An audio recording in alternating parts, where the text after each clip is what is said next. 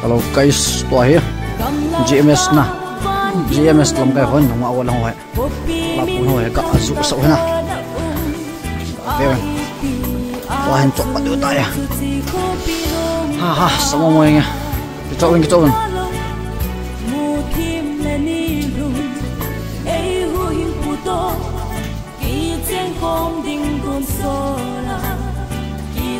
này nào nó trên đông chỗ này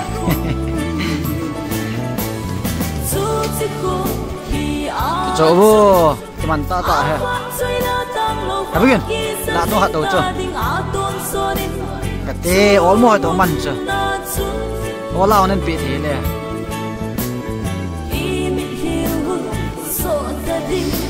ha anh bị lệ GMS làm cái hoa quan mò bỏ tận mò như vậy nè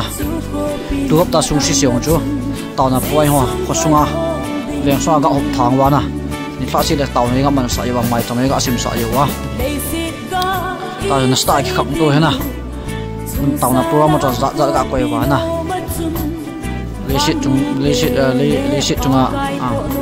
in sung hoa xí dengan đấy cái tay lấy shit na miền tây dengan tàu nè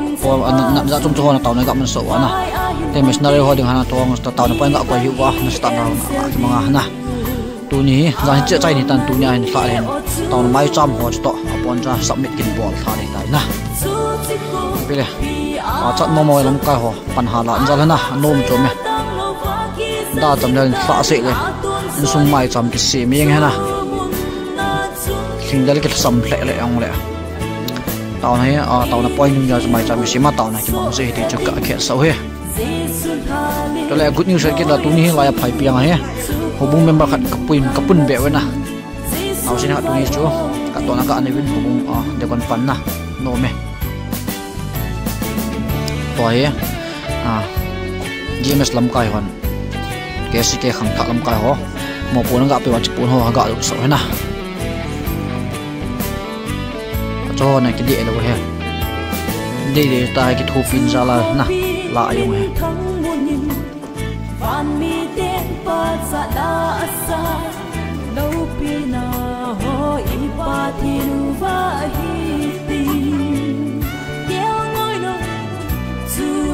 lão vô cái lâu viên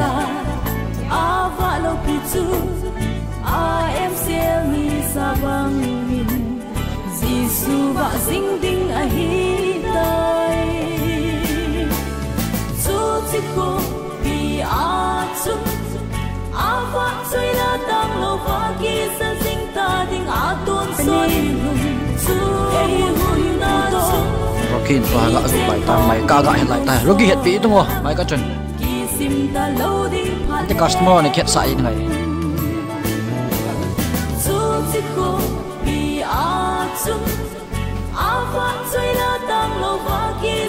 cái bám bẹ xe cái là tụt tay không vậy cái bám mẹ nó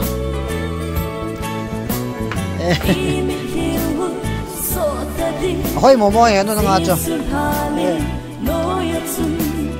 asat wan cái điện mo na làm sẽ ô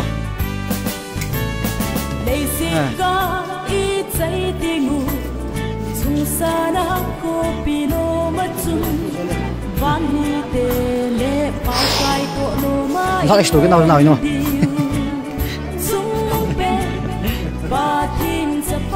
na sai Rocky nó lụi pa mẹ nó nal ta khát ai nhá cho tôi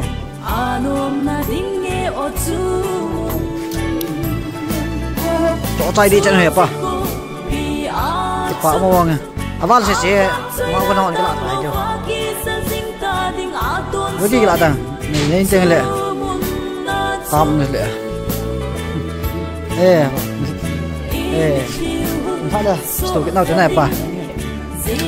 nằm chỗ này hạ chịu được có chuyện gì đó ok pin lệ ui à bún vẫn mà gạo nào chân chạy sao đó là guys cái bám này GMS làm cái ho làm sốt mình không bắt chal chứ nguyên check alright one chào bye bye.